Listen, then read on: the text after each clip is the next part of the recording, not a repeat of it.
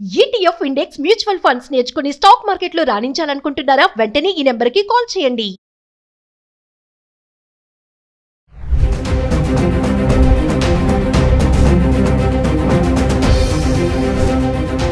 నమస్తే, welcome back to Suman TV. ప్రస్తుతం మనతో పాటు ఉన్నారు పబ్లిక్ స్పీకర్ రజనీ రామ గారు. నమస్తే మ్యామ్. నమస్తే మేడం, ఏ క్షణంలో ఏ వార్త వినాలో అర్థం కావట్లేదు. అంటే ప్రేమ అనే పదానికి అర్థమే మారిపోయింది. అసలు ప్రేమ, పెళ్ళి అప్పట్లాగా లేవు ఇప్పుడు. అసలు పిల్లలు కూడా మనం చాలా వీడియోలో మాట్లాడుకున్నాం, వయసు సంబంధం లేదు ప్రేమకి. మరి 10th క్లాస్ అమ్మాయి జీడిమెట్లలో చూసుకుంటే తల్లిని చంపేసిందంట లవ్వర్ కోసం. 10th క్లాస్లో ప్రేమలు అంటే ఇన్స్టాగ్రామ్లో పరిచయము, వాడితో వెళ్ళిపోవడము, మళ్ళీ తిరిగి వచ్చాక స్కెచ్ చేసి అంటే అమ్మని తొలగించుకోవాలి. 10th క్లాస్లో ప్రేమ, అది చూడండి ఎక్కడి వరకు వెళ్ళింది. 10th క్లాస్ అంటున్నారు. ఇప్పుడు పిల్లలు ఎలా ముదిరిపోయారంటే, మొన్న మధ్య మనం చెప్పుకున్నాం, 8th క్లాస్ చదివే అమ్మాయే తల్లిని చంపేసింది ప్రియుడితో చేరి. మరి అది ఎవరికి అనుమానం కూడా రాలేదు. కర్మకాండాలన్నీ జరిగిపోయినాయి. ఈ పిల్ల ఒంటరిగా ఉందని మేనమామ తీసుకెళ్ళి ఇంట్లో పెట్టుకుంటే 2 ఫోన్లు వాడుతుంది, ఒకటే ఫోన్లు చేస్తుంది ఏంటి అని చెప్పి చూస్తే అందులో మొత్తం ఆ అబ్బాయికి ఇన్ఫర్మేషన్ వచ్చేసింది, ఈ పిల్లే వాళ్ళ అక్కని చంపింది అని. అక్కంటే అతను అక్కనే. అయ్యో, ఇలా మొత్తం పోలీస్ స్టేషన్కి కంప్లైంట్ ఇస్తే వాళ్ళు వచ్చి తీసుకెళ్ళి అరెస్ట్ చేశారు. అంటే చిన్న చిన్న పిల్లలకి మెంటాలిటీస్ వస్తున్నాయి. ఏంటనంటే ఈ సోషల్ మీడియా మెయిన్ అదే. దాంట్లో వాళ్ళకి భలే అట్రాక్షన్స్ అనమాట. వాళ్ళకి వయసుకి మించిన తెలుసుకోవాల్సిన అవసరం లేని విషయాలను కూడా తెలుసుకుంటున్నారు. ఇంకా చాలా సులువుగా మార్గాలన్నీ అందులో చూపిస్తున్నారు. ఏ విషయమైనా కానీ దానికి ఓవర్ నాలెడ్జ్ అయిపోతుంది. వాళ్ళకి ఓవర్ నాలెడ్జ్ అయిపోవడం వల్ల ఏమవుతుందంటే, మాకు అన్నీ తెలుసు. నేను ఒక అమ్మాయిని చెప్పాను కదా, 15 సంవత్సరాల అమ్మాయి నా దగ్గరకు వచ్చిన ఒక కేసు. ఆ పిల్ల ఏం చెబుతుందంటే, మీకు ఎవ్వరికి ఏం తెలియదు, నాకు తెలిసంతా మీకు ఎవ్వరికి తెలియదు, నోరు మూసుకుని కూర్చోండి అని చెప్తుంది. 15 ఏళ్ళ పిల్ల, 10th చదివే పిల్ల.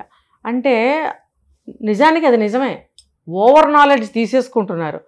మరి మామూలుగా మనకెందుకు ఉంటుంది అంత, మనం చూడం కదా, వాళ్ళకు ఉంటుంది. కానీ అది పనికిమాలిన నాలెడ్జ్ అని మాత్రం తెలుసుకోవట్లేదు. దేనికి ఉపయోగపడుతుంది అది? ఇప్పుడు నువ్వు తప్పుడు తిరుగుతున్నావు అమ్మా అని తల్లి హెచ్చరించినప్పుడు వినట్లేదు.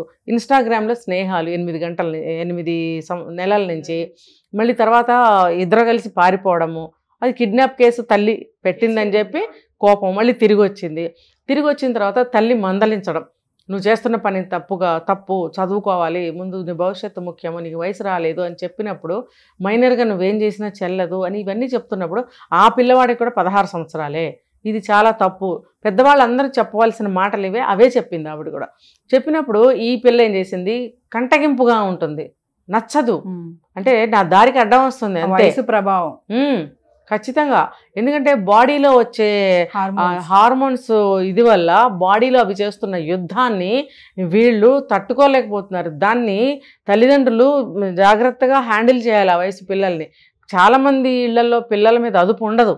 ఏంటి, వాళ్ళు 12 ఏళ్ళు దాటి ఏదన్నా శారీ ఫంక్షన్ చేశారు అంటే ఆ పిల్ల ఏంటో పెద్ద స్టేజ్కి వచ్చేసినట్టు, పెద్ద హైట్ వెయిట్ పర్సనాలిటీ పెరిగిపోయినట్టు, ఈ సోషల్ మీడియాలో నాలెడ్జ్ అంతా వల్లిస్తుంటే, మా పిల్లకి ఎంతో నాలెడ్జ్ ఉంది, మాకేం తెలియదు అని అమాయక మొహాలు పెట్టి పిల్లంక చూడటము, ఇవన్నీ కూడా ఆడపిల్లలు చెడిపోవడానికి కారణాలు. అదుపు ఉండటం లేదు. మా పిల్లకి అన్నీ తెలుసు, మా పిల్లని అడిగి తెలుసుకుందాం, మా పిల్లకు వచ్చు, ఇలాంటి అభిప్రాయాల్లో తల్లులు ఉంటున్నారు చిన్న వయసు అప్పటి నుంచే. అది ఒక 20-25 ఏళ్ళు వచ్చేటప్పటికి క్రిమినల్స్ అయిపోతున్నారు. అంతవరకు ఎందుకు? ఇప్పుడు పిల్ల 15 ఏళ్ళకి అయింది. మరి ఆ ప్రియుడు అంటే బొందబడ, వాడికి 16 ఏళ్ళు, ఆడు ప్రియుడు ఏంటి, వాడితో చేరి వాడి తమ్ముడో వాడి ఫ్రెండో ఇంకోడు ఉన్నాడు, వాడు ముగ్గురు కలిసి తల్లిని చంపడం. అది ఇంకేంటి, ప్రాణాలు ఎంతసేపు అండి, నిమిషంలో పోతాయి ప్రాణాలు. వాళ్ళ చెల్లి మాట్లాడుతుంది, ఆల్రెడీ కొట్టిందంట, చచ్చిపోలేదు, ఇంకా మా అమ్మ బతికే ఉంది రా అంటే మళ్ళీ వెనక్కి వచ్చి వాడు మళ్ళీ సుత్తి. ఇంకొకటి ఈ సందర్భంగా, ఈ వయసులో వాళ్ళకి ఏంటంటే కళ్ళకి చెవులకి ఏం వినపడవు. వాళ్ళు అనుకున్నదే కరెక్ట్, ఇదే కరెక్ట్.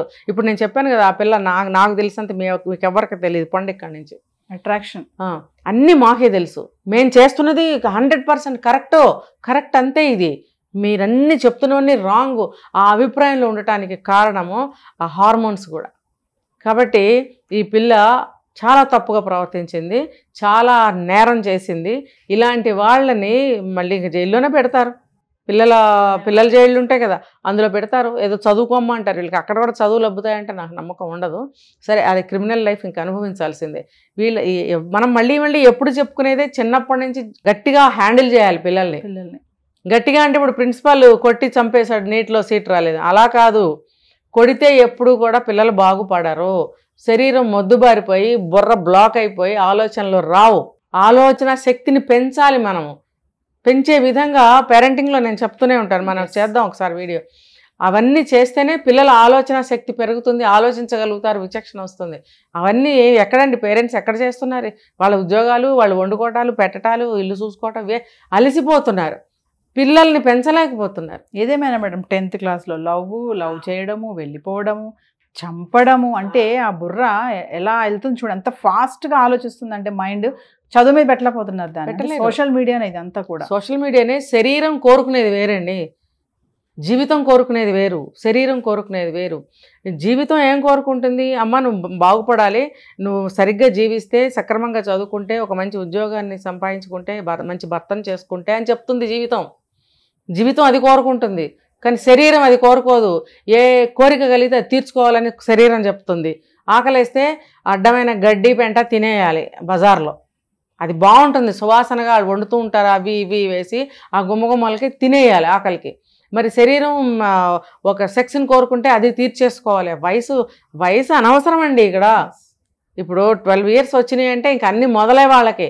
అది చిన్న పసిప్రాయం నుంచి మనం ఎలా హోల్డ్ చేయాలి, దాన్ని ఎటు మౌల్డ్ చేయాలి, అసలు జ్వరం వస్తే మందేసి జ్వరాన్ని ఎలా తగ్గిస్తామో, శరీరంలో వచ్చే హార్మోన్స్ ప్రాబ్లమ్స్ని కూడా మనం అలా బ్యాలెన్స్ చేయగలగాలి పిల్లలకి. అది తల్లిదండ్రులు చూసుకోవాలి. Thank you.